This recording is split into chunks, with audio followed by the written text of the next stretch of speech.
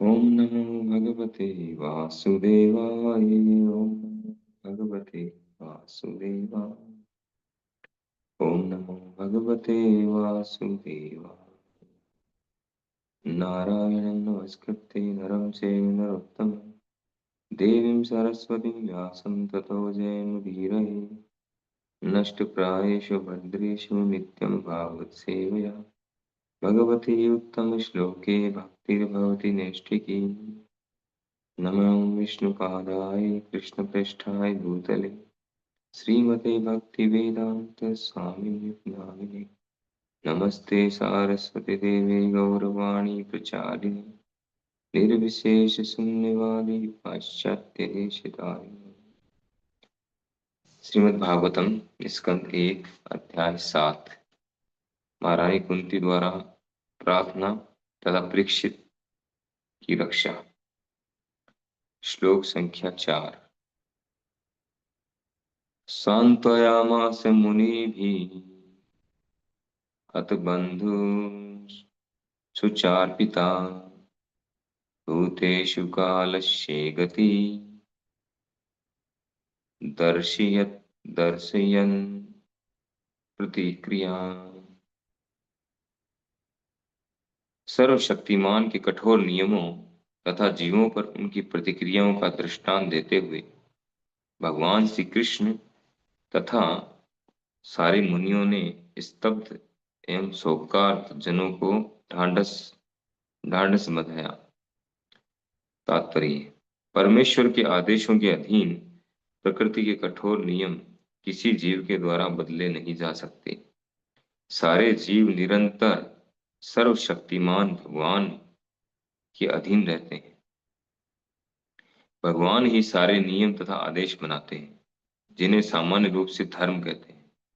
कोई भी व्यक्ति धार्मिक नियम नहीं बना सकता। भगवान के आदेशों का पालन करना ही प्रामाणिक धर्म है। भगवान के ये आदेश भगवत गीता में स्पष्ट रूप से घोषित किए गए हैं।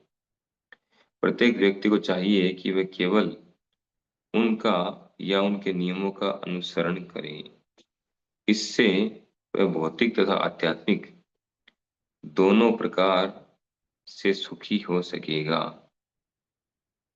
जब तक हम इस भौतिक जगत में हैं, तब तक हमारा कर्तव्य है कि हम भगवान के आदेशों का पालन करें, और यदि भगवत कृपा से हम इस भौतिक संसार के बंधन से छूट जाएं, तो भी अपनी मुक्त अवस्था में हम भगवान की प्रेममय दिव्य सेवा कर सकते हैं। अपनी भौतिक अवस्था में आध्यात्मिक दृष्टि के अभाव में हम न तो अपने आप को देख पाते हैं, न ही भगवान को। लेकिन जब हम भौतिक आसक्ति से मुक्त होकर अपने मूल आध्यात्मिक स्वरूप को प्राप्त करते हैं, तो हम अपने आप को तथा भगवान को साक्षात देख सकते हैं। अतः मुक्ति का अर्थ है जीवन की भौतिक अवधारणा को त्याग कर मूल आध्यात्मिक स्थिति को पुनः धारण करना। इस तरह ये मनुष्य जीवन विशेष रूप से अपने आप को इसी आध्यात्मिक स्वतंत्रता के योग्य बनाने के निमित्त है। दुर्भाग्यवश हम भ्रामक भौतिक शक्ति के वश में होकर कुछ वर्षों के लिए क्षणिक जीवन को ही स्थायी मान बैठते हैं, और इस तरह से माया द्वारा उत्पन्न छद्म स्वरूप वाले तथाकथित देश, घर, भूमि, संतान, पत्नी, समुदाय, संपत्ति आदि के स्वामित्व से भ्रमित हो जाते हैं। इस तरह हम माया के इशारे पर इस छद्म स्वामित्व की रक्षा के लिए एक दूसरे से लड़ते रहते हैं। आध्यात्मिक ज्ञान के अनुशीलन द्वारा हम ये अनुभव कर सकते हैं कि हमें इस भौतिक साथ सामान से कुछ भी लेना देना नहीं है। ऐसा होने पर हम तुरंत भौतिक आसक्ति से मुक्त हो जाते हैं। इस संसार की भ्रांतियों का ऐसा स्पष्टीकरण भगवत भक्तों की संगति से तुरंत ही होता है, क्योंकि वे मोहग्रस्त हृदय के भीतर दिव्य ज्ञान को प्रविष्ट कराने में सक्षम होते हैं, और इस तरह से मनुष्य को समस्त शोक तथा मोह से मुक्त कराने वाले हैं। संक्षेप में ये उन लोगों के लिए सांत्वना है जो जन्म मृत्यु जरा व व्याधि आदि के रूप में प्रकट होने वाले कठोर भौतिक नियमों के फलों से प्रभावित होते हैं। युद्ध से पीड़ित कुरु वंश के सदस्य मृत्यु की समस्या से शोकातुर थे और भगवान ने इनको ज्ञान के आधार पर ढाढ़स बनाया। श्रील प्रभुपाद की जय। तो यहाँ हम देख रहे हैं इस चैप्टर में शौनक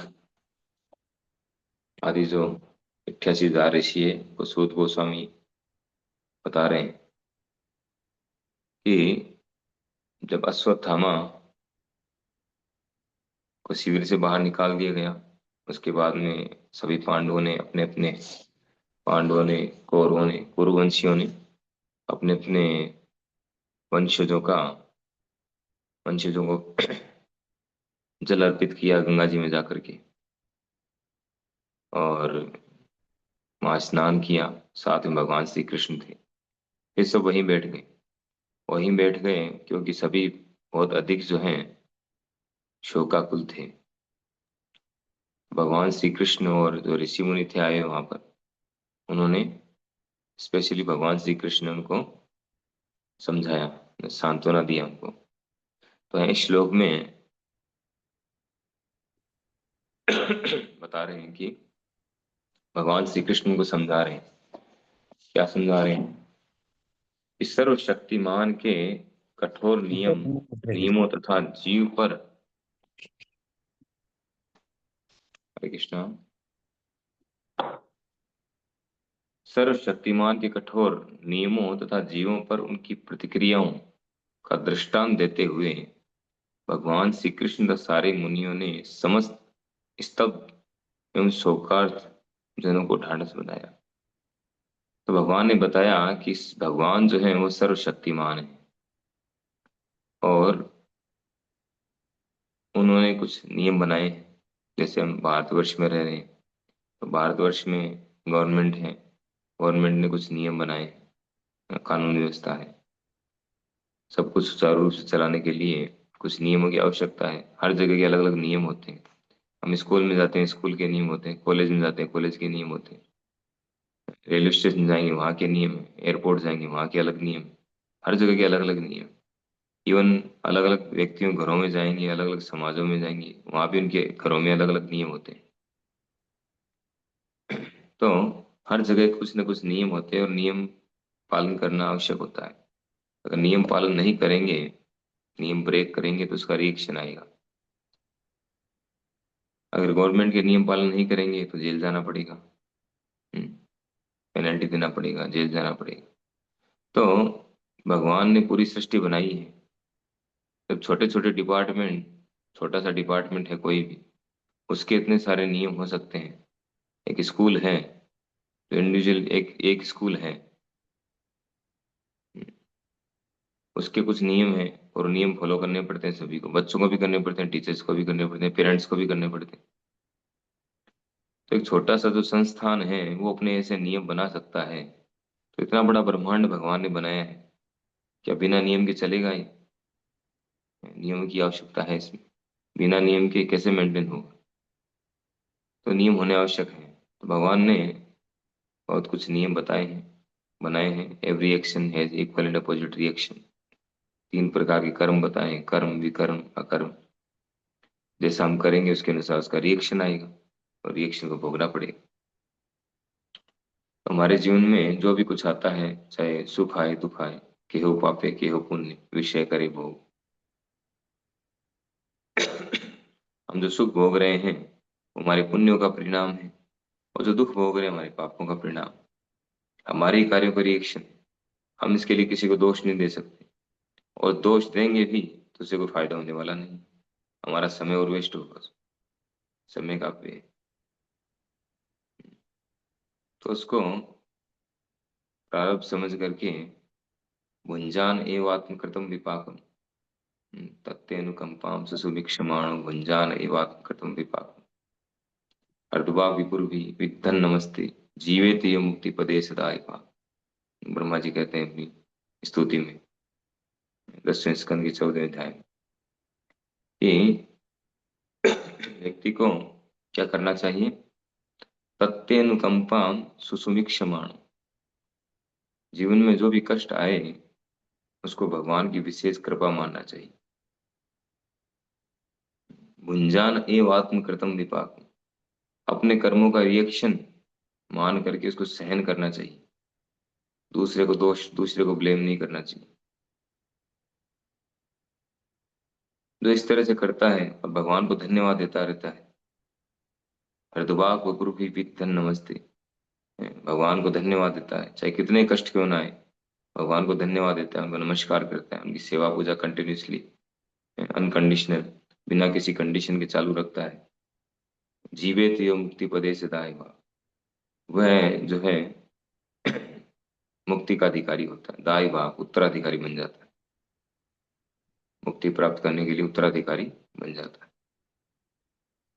तो इस भौतिक प्रकृति में बहुत सारे रूल्स रेगुलेशन हैं जो भगवान के द्वारा बनाए गए हैं। प्रकृति के नियम बहुत कठोर नियम है।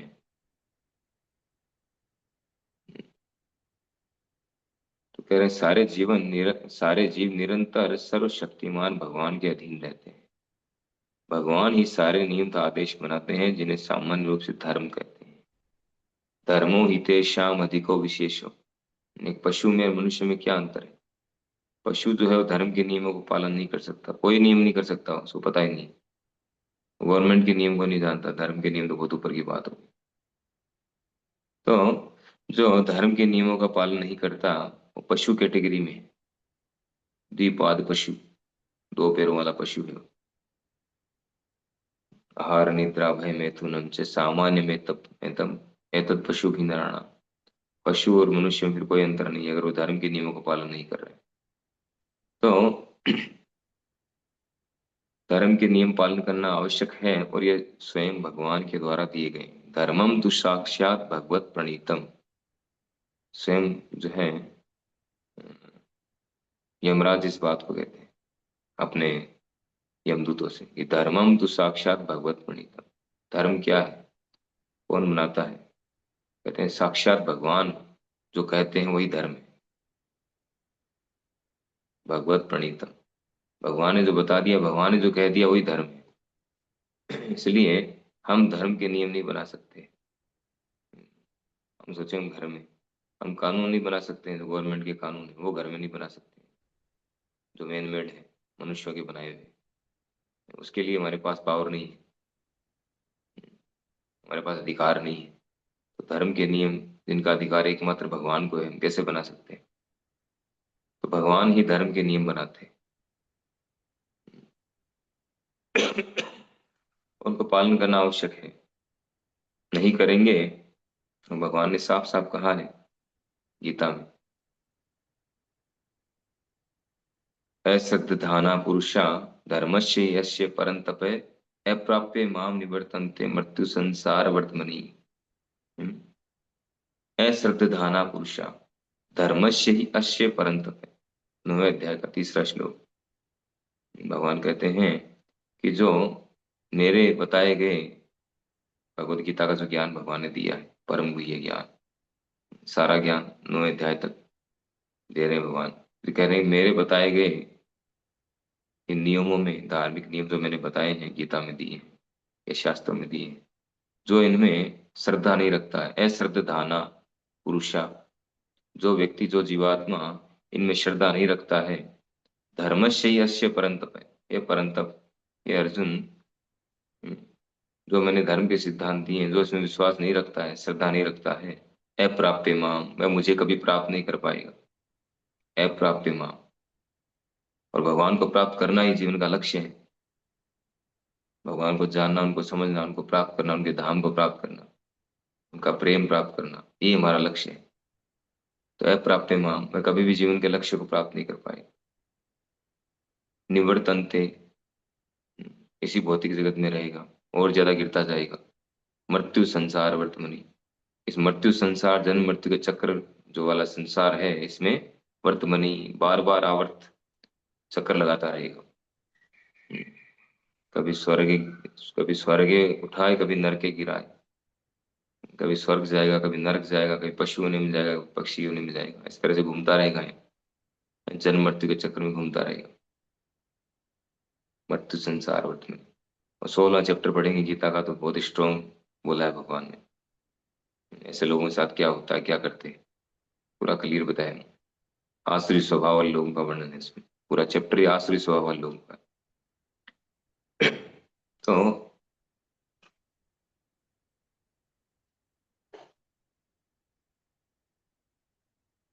धर्म के नियमों का पालन करना आवश्यक है। एक और श्लोक में भगवान कहते हैं, अज्ञस्य श्रद्धानस्य संशय आत्मा विनश्यति, नायम लोकोस्ति न परो न सुखम संशय आत्मना। अज्ञस्य, जो अज्ञानी है, जो अज्ञानी है, अज्ञानी है, अगर हमें ज्ञान नहीं है तो हमारी ड्यूटी हम ज्ञान प्राप्त करें। बाकी ज्ञान हम कितने उत्साही रहते हैं बाकी तरह के ज्ञान प्राप्त करने के लिए। भौतिक ज्ञान प्राप्त करने के लिए तुम स्कूल में भेज देते हैं बच्चे को, 2 साल की, 2.5 साल 2 साल का हुआ उसको स्कूल भेज देंगे। भौतिक ज्ञान प्राप्त करना जरूरी है। तो 20-30 साल तक खूब रगड़ाई होने के बाद में वो कुछ पैसा कमाना सीखता है बस, और कुछ नहीं सीखेगा। कोई नैतिक मूल्य भी नहीं सीखेगा, उसका कैरेक्टर नहीं बनेगा, केवल कैरियर बनेगा। तो भौतिक ज्ञान जिसमें केवल वो पैसा कमाना सीखेगा, उसके लिए हम 2.5 साल की, 3 साल की उम्र से, 2 साल की उम्र से उसको भेज देते हैं स्कूल में। और पूरा प्रेशर होता है, तुझे डॉक्टर बनना है, तुझे ये बनना है। इतना प्रेशर है कि बच्चों को आत्महत्या करनी पड़ रही है। 6ठी क्लास 6 क्लास के बच्चे आत्महत्या कर रहे हैं, 10th क्लास के बच्चे आत्महत्या कर रहे हैं। इतना प्रेशर है देखिए, इतना इंपॉर्टेंस दे रहे हैं उस ज्ञान को, जो इस जन्म मृत्यु के चक्कर में बांधने वाला है पूरी तरह से, उसको इतना इतना महत्व दे रहे हैं। मनुष्य से इतनी योनियां हैं, 80 लाख प्रकार की योनियां हैं। और न तो कोई काम करते हैं, न कोई पढ़ाई करते हैं, न बिजनेस करते हैं, न धंधा करते हैं, न नौकरी करते हैं। और फर्स्ट क्लास उनका काम चलता है।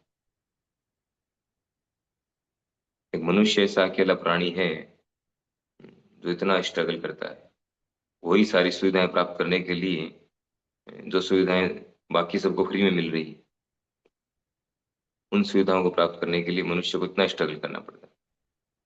और जो मुख्य जो समस्या है उसकी वजह से रह जाती है, जन्म मृत्यु जरा व्याधि का चक्र, ये यथारूप पड़ा है। इसके लिए कोई स्ट्रगल नहीं है, विचार ही नहीं है, स्ट्रगल तो छोड़ो, इसके लिए सोच ही नहीं। वो बताते तो मानते नहीं, तो भी समझ नहीं आता है। ये तो बुढ़ापे का काम है, ये काम कब, अभी थोड़ी करना है। ये तो बूढ़ा हो जाएंगे, मरने वाले होंगे, तब करेंगे। जब पेट में आंख नहीं होगी, मुंह में दांत नहीं होंगे, कान सुनने के लायक नहीं रहेंगे, आंखें देखने के लायक नहीं रहेंगी, पूरी तरह से जो है खत्म हो जाएंगे, तब वो काम करेंगे। तब धर्म के नियमों की बात आएगी दिमाग में, पालन करेंगे नहीं करेंगे।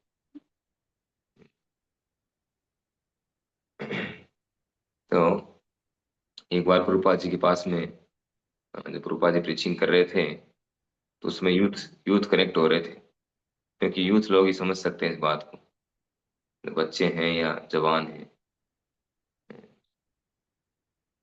तो प्रीचिंग कर रहे थे तो उस समय अमेरिका में काफी विरोध भी हो रहा था प्रभुपाद जी का, जो पेरेंट्स हैं उनके, वो विरोध कर रहे थे। तो एक जो है, एक बच्चे के पिताजी आए उनके पास, प्रभुपाद जी के पास आकर कहा कि आप क्या ये क्या कर रहे हैं, अभी तो इसकी खेलने खाने खाने की उम्र है, अभी तो इसकी पढ़ने की उम्र है, ये है वो है, आपको लेना ही है तो जो उम्र दराज हो गए थोड़े उनको बुलाइए। तो प्रभुपाद ने कहा किन को आना चाहिए, किन को हम बुलाएं, बताइए मंदिर में किसको रहना चाहिए आकर के। तो कहा जो मेरी जैसी उम्र के हैं उनको बुला, उनको रहना चाहिए। प्रभुपाद ने कहा ठीक है आप आ जाओ, हम इसको इनको जाने देंगे, आप आ जाओ। तो कहा ठीक है मैं कल पूछ के बताऊंगा। वो अगले दिन आए, कहा नहीं नहीं मैं तो नहीं आ पाऊंगा, इसी को रख लो, बेटे को रख लो, मैं नहीं आ पाऊंगा। तो ये स्थिति है। तो जो सीखने की उम्र है, उसी उम्र में सीखना चाहिए, उसमें सीखेंगे। प्रहलाद महाराज ने तो कह दिया, कौमारम आश्रित प्राज्ञ धर्मान भागवता नहीं। कौमार अवस्था से ही भक्ति करना शुरू कर देना चाहिए, तभी सीख पाएंगे। बाद में गीली लकड़ी को जैसे मोल्ड किया जा सकता है, गीले बांस को तो बांस सूख गया उसके बाद उसको मोल्ड करना इम्पॉसिबल है। तो जो एजेड हो चुके हैं, जो एक लकीर के फकीर बन गए हैं, उनको मोल्ड नहीं किया जा सकता है, वो टूट सकते हैं लेकिन मुड़ेंगे नहीं वो। तो उनका उनके जीवन में कोई परिवर्तन नहीं आएगा। लेकिन जो अभी यंग हैं, गीले बांस की तरह, उनको जैसे चाहे वैसे मोल्ड किया जा सकता है। वो कुछ सीख सकते हैं, सीखने की उम्र है, बाद में नहीं सीख पाएंगे। बाद में तो जो कर रहे हैं उसी को सही समझेंगे, वही सही है। जो लाइफ टाइम फॉलो किए हैं, 50 सालों से फॉलो कर रहे हैं, 40 सालों से फॉलो कर रहे हैं, 60 सालों से फॉलो कर रहे हैं, उनको लगता है वही धर्म है, जो हमने आज तक फॉलो किया है वही सही है। तो ऐसे लोग जो हैं वो धर्म के नियमों को नहीं समझ पाएंगे। कुछ इंटेलिजेंट हो सकते हैं, ऐसा नहीं कि सभी ऐसे होते हैं, कुछ इंटेलिजेंट होते भी हैं जो उस उम्र में जाके भी चेंज हो सकता है, परिवर्तन हो सकता है उनमें। पहले कुछ भक्ति किए हो या पूर्व जन्म की कुछ सुकृति हो सकता है, या कोई कृपा हो जाए, लेकिन मुश्किल है, रेयर मिलेंगे इसे। तो ये धर्म के नियम जो है, भगवान के जो आदेश, इनको बचपन में ही सीखना चाहिए। तो भगवान श्लोक में कहते हैं, अज्ञस्य श्रद्धानस्य संशय आत्मा विनश्यति। जो अज्ञानी है और जो अश्रद्धावान है, श्रद्धावान नहीं है, भगवान के आदेशों में श्रद्धा नहीं रखते, अज्ञानी है, तो आपको जानना चाहिए, हमारी ड्यूटी है जानने की। कुछ लोग जान भी जाते हैं लेकिन श्रद्धा नहीं होती उनमें। और कुछ जो है जान भी जाते हैं, श्रद्धा भी है, लेकिन फिर भी उनको संशय है, डाउट है। तो भगवान कहते हैं जो संशय आत्मा है विनश्यति, उनका विनाश निश्चित है। तो किसी तरह का संशय नहीं होना चाहिए भगवान की बातों में।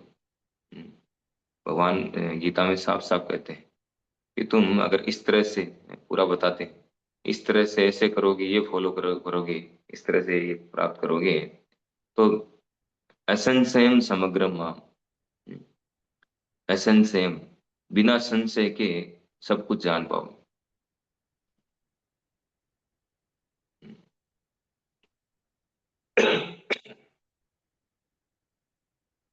कौन श्लोक है वो? असंशयम समग्रम माम यथा ज्ञास्यसि तच्छृणु, श्लोक में कहते हैं वो, असंशय हो के, बिना संशय के जानने का प्रयास करो, कोई डाउट नहीं रहना चाहिए भगवान की बातों में, तब जो हम सफल हो पाएंगे। तो कह रहे हैं कि प्रत्येक व्यक्ति को चाहिए कि वह केवल उनका या उनके नियमों का अनुसरण करे, इससे वह भौतिक तथा आध्यात्मिक दोनों प्रकार से सुखी हो सकेगा। नायम लोकोस्ति न परो न सुखम संशयात्मन, कि न तो नायम लोको अस्ति, न तो इस लोक में सुखी होता है, न परो, न परलोक में जाएगा वो, न सुखम संशयात्मन, किसी प्रकार को सुख प्राप्त नहीं कर पाएगा जो संशयात्मा है, जो अज्ञानी है। अज्ञानी फिर भी कर लेगा यहाँ पर, जैसे सुअर है, सुअर खूब आनंद में रहता है, दिन भर गंदगी खाता है, अज्ञानी है। तो अज्ञानी व्यक्ति फिर भी सुखी रहेगा, यहाँ पर सुखी रहेगा, आगे की बात नहीं कर रहे। ये संशय आत्मा न तो यहाँ सुखी रहेगा ना आगे जाएगा, वो हर जगह दुखी रहेगा। तो प्रत्येक व्यक्ति को चाहिए कि वह केवल उनका या उनके नियमों का अनुसरण करे। प्रत्येक व्यक्ति की ड्यूटी है कि भगवान ने जो आदेश दिए हैं उनका अनुसरण करे, उनके आदेशों का पालन करे। इससे वह भौतिक जगत में भी सुखी रहेगा और आध्यात्मिक जगत में भी जाएगा, वहां तो सुखी सुख है, वहां तो दुख का प्रश्न ही नहीं। तो यहाँ भी सुखी रहेगा जब तक यहाँ रहेगा, और फिर आध्यात्मिक जगत जाएगा, उसकी गारंटी। जब तक हम इस भौतिक जगत में हैं तब तक हमारा कर्तव्य है कि भगवान के आदेशों का पालन करें। और यदि भगवत कृपा से हम इस भौतिक संसार के बंधन से छूट जाएं, तो भी अपनी मुक्त अवस्था में हम भगवान की प्रेममयी दिव्य सेवा कर सकते हैं। भक्त के लिए जियो वा मरो वा, भक्त जो है वो जिए मरे से कोई फर्क नहीं पड़ता है, क्योंकि हमेशा हर जगह वो आनंद में रहता है। तो स्टोरी आती है ना, 4 प्रकार के लोगों को 4 प्रकार के आशीर्वाद दिए एक साधु ने। तो भक्त को क्या बोला, जियो वा मरो वा, तुम चाहे जियो या मरो कोई फर्क नहीं पड़ता है, तुम हमेशा ऐसी कंडीशन में रहोगे, यहाँ ही भगवान की सेवा कर रहे हो, जहां भी जाओगे भगवान की सेवा करोगे, नारायणं परा सर्वे न कुतश्चन बिभ्यति स्वर्गे अपवर्ग नरकेषु अपि तुल्यार्थ दर्शन। भगवान शिव कहते हैं माता पार्वती कि भगवान नारायण के जो भक्त हैं, भगवान विष्णु के जो भक्त हैं, नारायण परा सर्वे, वे हमेशा दिव्य स्थिति में रहते हैं। परा सर्वे न कुतश्चन बिभ्यति, वे किसी भी स्थिति में डरते नहीं। स्वर्ग अपवर्ग नरकेशु, चाहे स्वर्ग में हो, चाहे अपवर्ग यानी मुक्त अवस्था में हो, और चाहे नरक में हो, अपि तुल्यार्थ दर्शन, उनके लिए सारी चीजें समान है, कोई फर्क नहीं पड़ता, कहीं भी डाल दो। उनका एक ही काम है, एक ही बिजनेस है, भगवान का नाम लेना, भगवान की प्रसन्नता के लिए कार्य करना। तो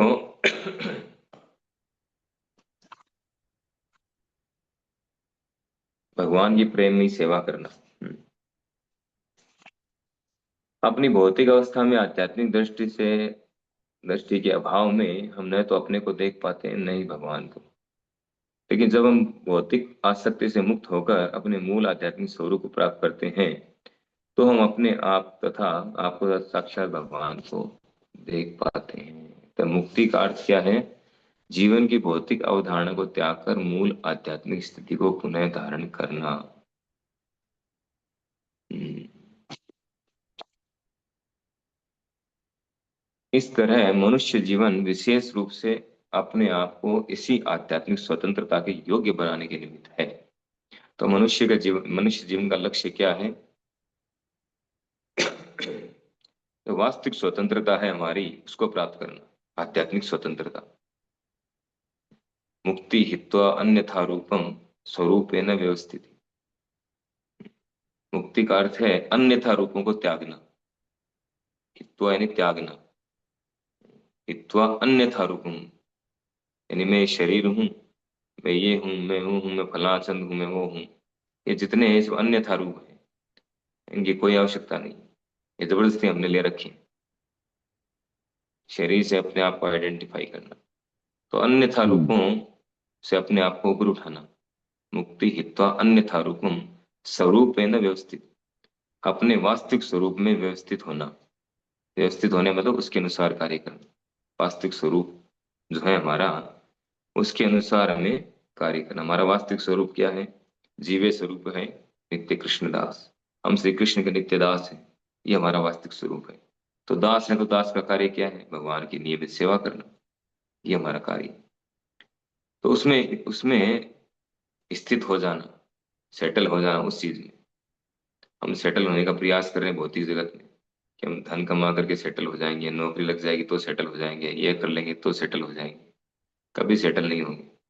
हम जन्म जन्मांतरों से यही करते आ रहे हैं, आज तक सेटल नहीं। उल्टा यहाँ जो है समस्याओं को बढ़ा रहे हैं और कुछ नहीं कर रहे हैं।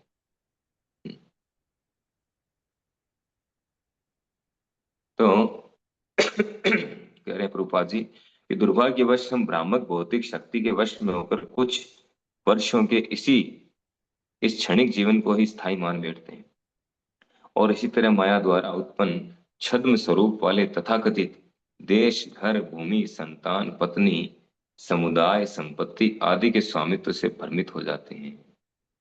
इन्हीं सबको हम वास्तविकता समझ रहे हैं कि स्वप्न के सदृश्य है, दिवा स्वप्न। दिन में स्वप्न देखते हैं वो चल रहा है, रात्रि को एक स्वप्न देखते हैं जो आधा घंटा 1 घंटे का होता है, जागते तो खत्म हो जाता है। लेकिन जो अभी अभी जो चल रहा है हमारा, ये दिवा स्वप्न है, दिन वाला स्वप्न है। ये 50 साल, 100 साल, 60 साल, 70 साल, जितनी हमारी आयु है उतने साल तक चलेगा, इतना लंबा है।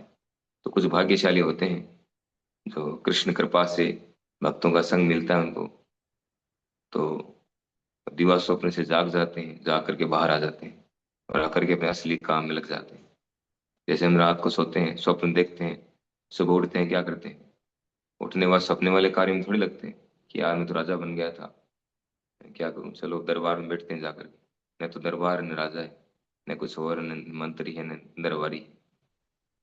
तो उसी तरह से जो इंटेलिजेंट होते हैं और जिनको भक्तों की कृपा मिलती है, भक्तों का संग मिलता है, वे व्यक्ति इस दिवा स्वप्न से बाहर आ पाते हैं, और बाहर आकर के और अपना वास्तविक कार्य जो है, जीवे स्वरूप है कृष्ण नित्य दास, स्वरूप है न व्यवस्थित, उस कार्य में लग जाते हैं, उस कार्य को प्रायोरिटी देते हैं।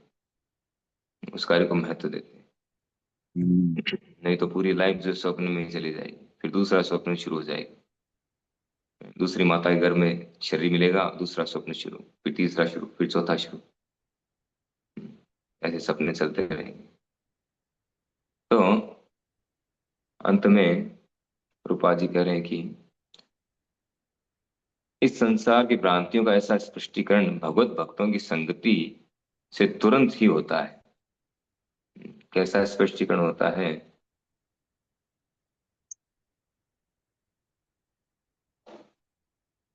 आध्यात्मिक ज्ञान के अनुशीलन, नहीं, उससे पहले जो पहले वाला चल रहा था, भौतिक इन सब चीजों को हम अपना मानते हैं। इस तरह हम माया के इशारे पर इस छद्म स्वामित्व की रक्षा के लिए एक दूसरे से लड़ते हैं। एक दूसरे से लड़ाई किस चीज की लड़ाई है?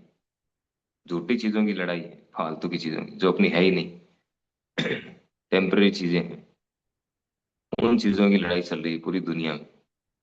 कहीं सम्मान की लड़ाई है, कहीं वस्तुओं की लड़ाई है, कहीं जमीन की लड़ाई है, कहीं व्यक्तियों को लेकर है। हर जगह कुछ न कुछ युद्ध चल रहा है, द्वंद्व चल रहा है।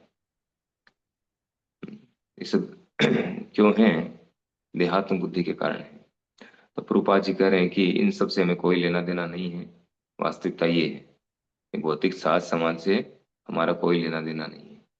और ये हम कब जान पाएंगे? आध्यात्मिक अनुशीलन के द्वारा, प्रैक्टिस। हमें आध्यात्मिक जीवन जीना होगा, उसकी प्रैक्टिस करना होगा। Practice makes a man perfect. और ये प्रैक्टिस कैसे होगी, कहाँ से सीखेंगे, कैसे सीखेंगे? तो करें भक्तों की संगति से, भगवत भक्तों की संगति से जो है हम ये सीखेंगे। और कह रहे हैं कि इस संसार की भ्रांतियों का ऐसा स्पष्टीकरण भगवत भक्तों की संगति से तुरंत ही हो जाता है। भक्तों की संगति में ये अनुभव होगा, ये जान पाएंगे कि वास्तविकता क्या है, हम सपने में है कि जागे हुए हैं। क्योंकि वे मोहग्रस्त हृदय के भीतर दिव्य ध्वनि को प्रविष्ट कराने में सक्षम होते हैं। जो भक्त हैं वो मोहग्रस्त हृदयों में दिव्य ध्वनि को प्रविष्ट कराते हैं। दिव्य ध्वनि क्या है? हरे कृष्ण कृष्ण कृष्ण हरे हरे, हरे राम राम राम हरे हरे। ये हरे कृष्ण महामंत्र को वो प्रदान करते हैं, इसको हृदय में प्रविष्ट करवाते हैं। ये जो हृदय में प्रविष्ट होता है तब हम जागते हैं। जैसे सोया हुआ व्यक्ति कैसे जागता है? जब बाहर का व्यक्ति, जागा हुआ व्यक्ति उसको आवाज देता है तब सोया हुआ व्यक्ति जागता है। उसी तरह से हम सब सोए हुए हैं माया की गोद में। हम कैसे जागेंगे? जब बाहर का व्यक्ति है, जागा हुआ व्यक्ति जो भक्त है, भक्त का मतलब जो जागा हुआ है, और अभक्त का मतलब सोया हुआ है। तो जो भक्त है वो जब आवाज लगाएगा हरे कृष्ण महामंत्र, तब हम जागेंगे। तो इस तरह से मनुष्य को समस्त शोक तथा मोह से मुक्त कराने वाले हैं जो भक्त हैं। वो, उनकी संगति से हम जाग सकते हैं, क्योंकि वो हृदय के भीतर दिव्य ध्वनि को प्रविष्ट करवाने में सक्षम होते हैं। और उसी के द्वारा हम जाग पाएंगे, शोक और मोह से बाहर आ सकते हैं। संक्षेप में कह रहे हैं कि उन लोगों के लिए सांत्वना है जो जन्म मृत्यु जरा व्याधि आदि के रूप में प्रकट होने वाले कठोर भौतिक नियमों के फलों से प्रभावित होते हैं। तो जो इन नियमों से प्रभावित हैं और इनसे बाहर आना चाहते हैं, उनके लिए ये सारे उपदेश निर्देश हैं। जो नहीं आना चाहते हैं उनके लिए कोई उपाय नहीं। वो यहीं खुश हैं, यहीं खुश रहेंगे। उनके पीछे टाइम वेस्ट करने में फायदा नहीं है। जो आना चाहते हैं उनके लिए तो बहुत अच्छा उपदेश है यहाँ पर भगवान के द्वारा। तो हमें भगवान के द्वारा बताए गए नियमों का पालन करना चाहिए, जिससे हम अपलिफ्ट हो सकें और हमारी वास्तविक स्थिति को प्राप्त करके यहाँ भी सुखी रहें और आगे नेक्स्ट भगवत धाम जाएं, परमानेंट सुख प्राप्त करें। हरे कृष्ण। श्रीमद् भागवत महापुराण की जय। श्री प्रभुपाद की।